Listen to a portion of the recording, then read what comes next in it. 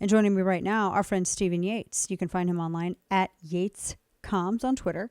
He had previously worked in the Bush administration advising former VP Dick Cheney. And of course, foreign policy is his wheelhouse. And as the former head of Radio Free Asia, communists hate him, which makes us like him all the more. Stephen, happy Monday to you. Good to see you. So how did this happen? And do you think it is really, I'm hesitant to trust them in terms of this being either a successful launch or even B, nuclear capable, because it's China. They're not exactly honest about a lot of things, and they're still behind in a number of areas, despite the fact that our media is trying to say that they're so incredibly advanced and capable and decades ahead of us. So do we have to fear this? Well, I do think we have to take it seriously, in part because we have invested billions and billions and billions of dollars in military and civilian intelligence capabilities. And I obviously haven't been a part of those classified discussions in recent years, but going back to my time in the White House and the before and after of that, the intelligence community was consistently behind in and accurately forecasting what China's military capabilities were going to be. And so the one thing that has been consistent with the old conventional approach to policy towards China is that it's been consistently wrong about their intentions and capabilities and the timeline with which they would be able to deliver things. It doesn't change necessarily what we face with China. They've been a nuclear power for a long time. They've been investing tons and tons in their military capabilities and flexing their muscles. This is just another way that we've been caught seemingly unawares. And even if somewhere in a deep, dark, compartmented codicil somewhere, somebody knew, I don't think our president knows. And certainly the way the administration is dealing with China, it just doesn't show any awareness of what we're dealing with. Just saying, well, we have already spoken privately that we don't see conflict. Well, good for you. I don't think that shivers any timbers in China's Communist Party. Yeah, Jen Psaki saying, oh, we welcome the competition. Is it competition, though, when they've stolen so much of our IP and our technological secrets that they wouldn't be even where they are right now had they not been pilfering from the United States' knowledge base? It's kind of competition while your coat jacket is open and your hands are tied behind your back. So they can pick your pockets and you're not allowed to swing at them. You're just supposed to smile and try to persuade them to do otherwise. And I think that's the way we've been engaging them when it comes to military and other affairs. They have a comprehensive warfare approach. They don't see any sort of bright lines between military and economic or political or media or finance. All these things are the same for them. They are levers of influence and potential control, and they use all of them against competitors and adversaries all the same. Either you're them or you're not them, and we're not them. I know that these hypersonic missiles are even difficult to counter. Do we even have anything like this in our portfolio or even any plans or strategies, do you think? I mean, it seems like we focused on the Middle East for so long, and then I just remember during the Obama years, back in 2012, when it was, Mitt Romney, the 80s called them with their foreign policy back, whenever he was talking about Russia or even China or anything else. And nobody really seemed to put a lot of emphasis on China. Even during Trump, his administration, he was focusing a lot on China, and the media was acting like it was unnecessary and that his focus on China was what was leading to this contentious relationship and not just China being communists.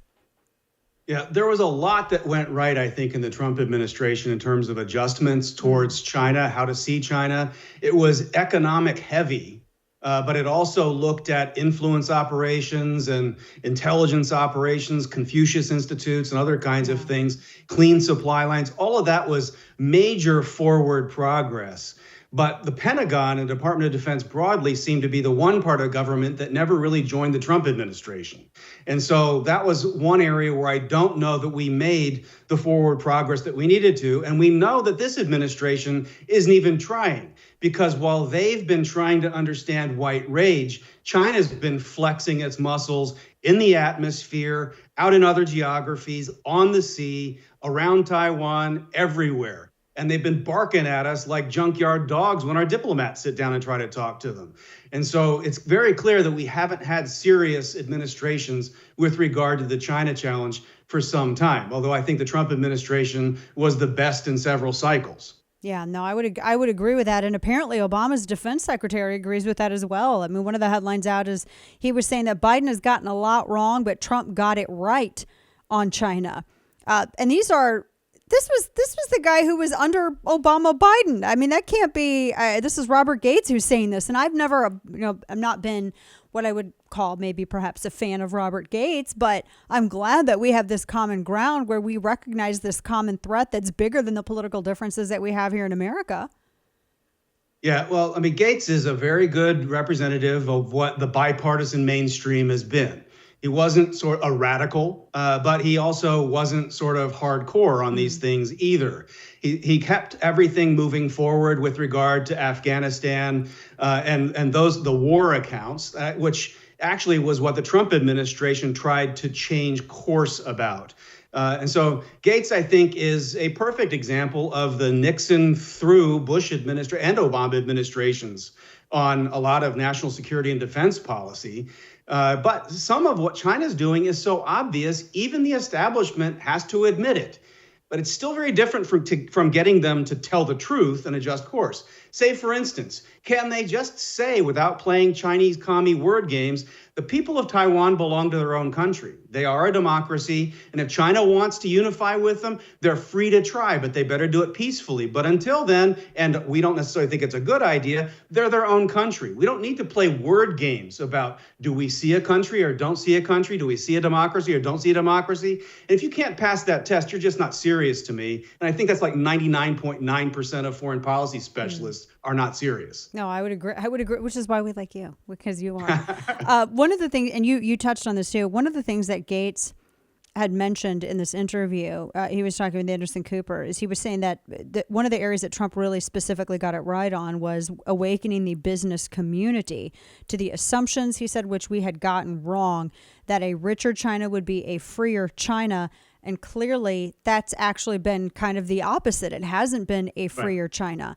So I know that's, there are multiple steps in terms of deterrence for an ever increasing hostility from China. And one of that is through business. But it feels like we have not done enough on that end to have, I think, as much of a deterrent effect as perhaps maybe the previous president would have liked. What else can we do in this, between a cold conflict before a cold conflict or a warm conflict gets hot?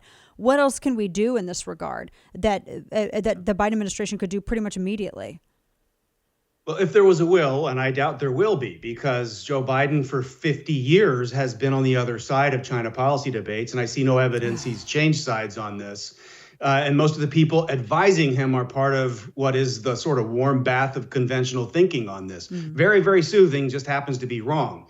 And so Gates is correct in his sort of assessment. Whether there's any prescription out there, I would begin with stop making it harder. Stop enabling the enemy. So we need to be decoupling from China financially. Don't allow any American government pensions, whether federal, state, or local, to be vested in any People's Republic of China Communist Party influenced funds. Zero, nada, zilch.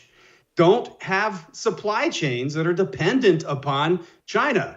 I mean, I'd say zero, but at least start marching in that direction, even if it's a little more expensive. I mean, Joe Biden's making people pay double or triple for gas. We can pay a little bit more so that we're not going to have that leverage to compel us to pretend as if we have no friends, we have no values, and we have no self-respect to defend ourselves. And that's what the Chinese can do right now based on their leverage through finance, through supply chains, and basically these institutionalized relationships that the conventional approach to China allowed them to build, as Secretary Gates correctly assessed. The biggest sin wasn't trying that bet. I disagreed with it. I don't agree with what the Nixon-Kissinger move was. But you could at least debate it. The biggest sin is going decade after decade after decade and refusing to see the evidence. That's a great point with that. And switching to, I wish I could stay on this issue for forever because one last quick thing.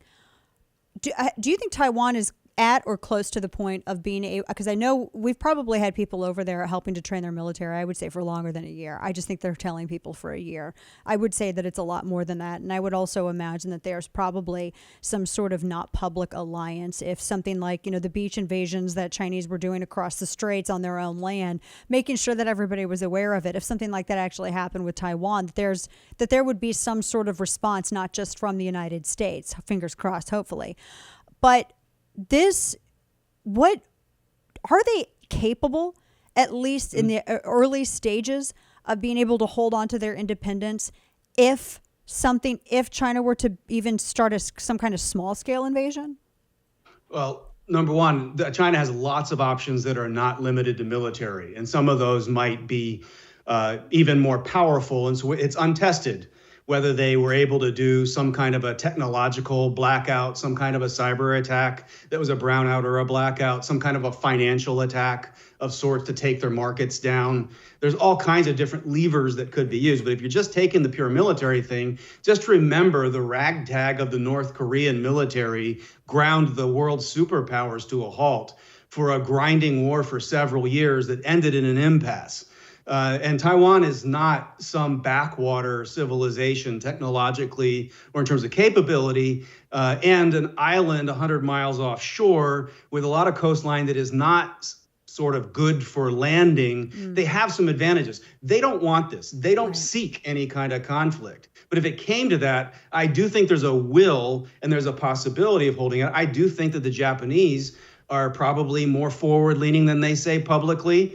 And there probably are other countries. And we have little old Lithuania in Europe that is speaking the loudest and most clear in the whole world. And it's a postage stamp among the international community in the United Nations. But they're correct and they're clear and principled. And basically more should follow. Now, to this point, Russia has now said that Taiwan is part of China. This is our segue now to talk about Russia and the NATO thing, too. Russia says Taiwan is part of China. There's further, I don't like China and Russia coming together. It looks like it's kind of happening, though, but they realize where their commonalities are. They see their common ground. Yeah, but this was sort of a gimme that Russia owed China because China covered for them on Crimea. And they both have these territorial claims that go beyond reasonable and real borders. They both claim to be one Russia or one China, which is commie talk to just revise reality, pay no attention to what you see. And so Russia obviously takes things that don't belong to them, and the Chinese cover for them on that. And in return, Russia's saying, Taiwan can be yours too. That doesn't shock me so much. It's bad, it's distasteful, it's dishonest, all of those things. But both of these countries suck. We know that. I love that. And I want to save that soundbite for forever. Last quick question, because I know you got to go. And we're so always talking with Stephen Yates, our very good friend, who is so incredibly generous with his time. I think he's the best person out there on foreign relations, by the way, and foreign policy. So last quick thing. I keep trying to get my kids to say that, but it's just not working. I'm telling you, right? As a parent, you're always the nerd who doesn't know anything until your kids, apparently I'm told, to get into their late 20s and 30s, and then your parents know everything again. Russia and NATO. I know that there were some representatives of Russia that were dismissed because it was said that they were basically intelligence agents. I know, Sergei Lavrov, who's over the information minister over in Russia, was saying that it was an insult. It was offensive. Talk to us a little bit really quickly. Should we even care about this? Is this something to care about? I would put it on more of a back burner. Okay. This is one of those areas where I would just go put it back into the nice file that says, Europe, you're going to have to grow up and take responsibility. And if you won't invest and take more of a lead on deterring Russia, on territorial gains, on economic ambitions, and making NATO more of a real alliance. Yeah. I mean, NATO, just as much as America under Biden, took it on the teeth in Afghanistan on this withdrawal. And so there's, I think, real questions. Everyone sort of pledges allegiance in high church to this alliance. I respect those who went before and made great strides. But really, this is an alliance in search of a real mission and real capability and real leadership. And it should be Europe-focused, Europe-led. I don't think that minimizes America. But until they step up, we have got to stop putting the training wheels on them. Amen to that. Stephen Yates at Yates Comms on Twitter. Stephen, always a pleasure. Nobody better out there on this, and we're so grateful that you share your expertise with us. Thank you so much, and have a great rest of your week, my friend. Thank you, Dana. Take care.